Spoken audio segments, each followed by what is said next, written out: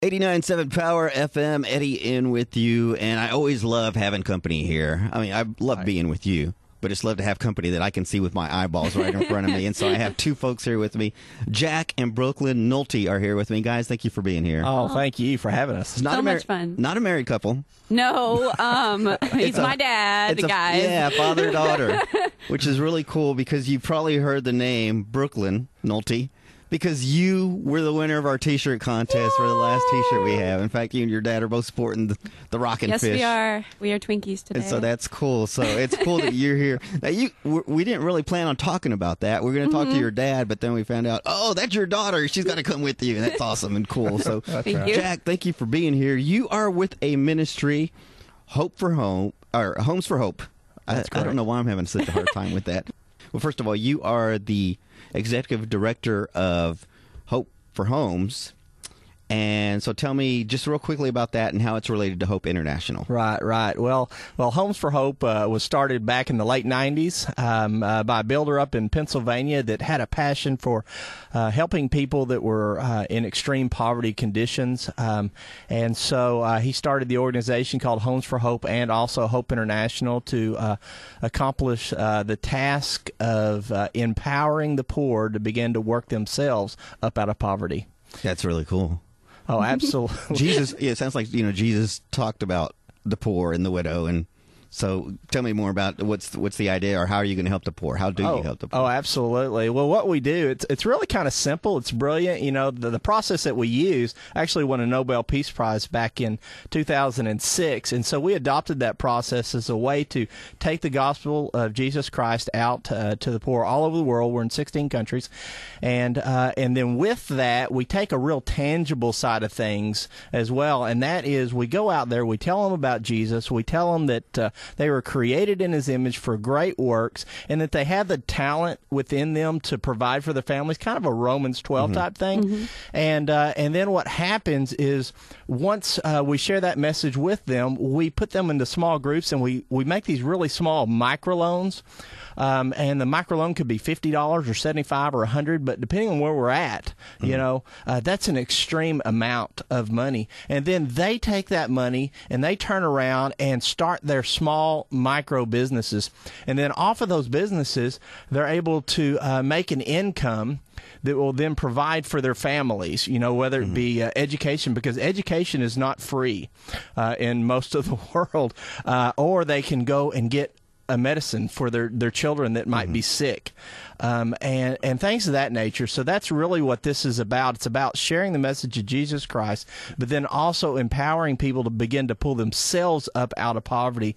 Okay, so a synopsis real quick. Hope International goes to 16 countries around the world to impoverished villages, finds individuals and families that need a better way of life. You help them with financial loans to start a business and make a better living for themselves and their families.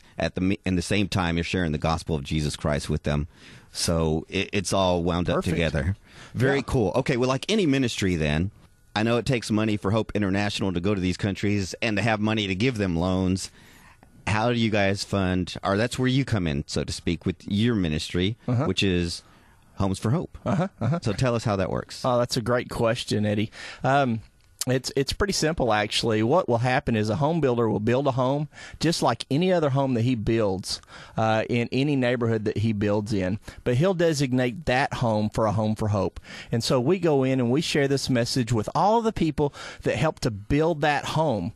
And then we invite them to be a part. We don't require it. We just ask them if they believe in the mission to please help us and maybe discount their products or give those products to us, whatever that is. And then what happens is when they sell that home, they take the proceeds from that home and then donate that to us. We are a 501c3 nonprofit organization, and then we use that to fund the work all over the world. That is so cool. How many homes, how often does this happen? And talk about the fact that there's a home right now here in North Texas that is about to be dedicated. Oh, absolutely. Who would have thought that you could go and buy a home that you need for your family? You're going to buy a home anyway. But when you buy that home, it was built for a greater purpose, and you were able to help For example, in this home, you're able to help over 2,000 families begin to pull themselves out of poverty, and also the fact that they'll hear the message of Jesus Christ. Well, tell us about the event tomorrow then, the home. Tell us all about it. It's I don't know what to tell me all about absolutely, it. Absolutely. Well, the address of the home is 14117 Sparrow Hills in Little Elm, Texas. 14117 Sparrow Hills in Little Elm, Texas. It's a Frisco Hills subdivision, and the home is probably about 2,500 square feet.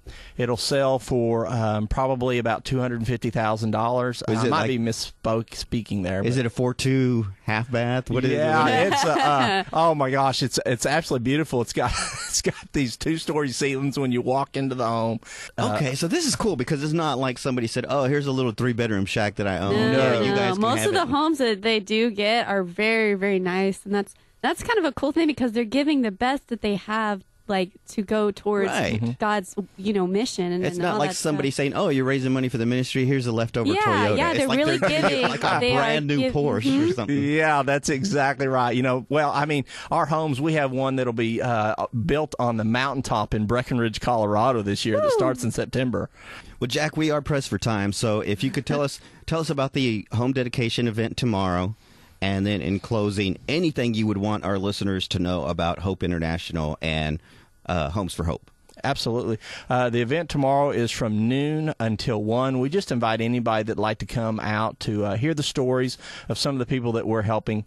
And that, again, is at 14117 Sparrow Hills in Little Elm, Texas, from noon to 1 tomorrow. And then, of course, you can check us out on the web at www.homes4hope.org, homes4hope.org. And then also go to Hope International. It's an awesome site, and that's hopeinternational.org. Okay. Well, and we're so excited that you brought Brooklyn here with you because, again, just coincidentally, you designed our T-shirt and won the contest. And we had, 100 people submit. There was a lot of good T-shirts too. I'm telling you. I was looking at them like, oh. So let's play a little bit of music, and we're going to come back and talk about the whole T-shirt process. All right, cool.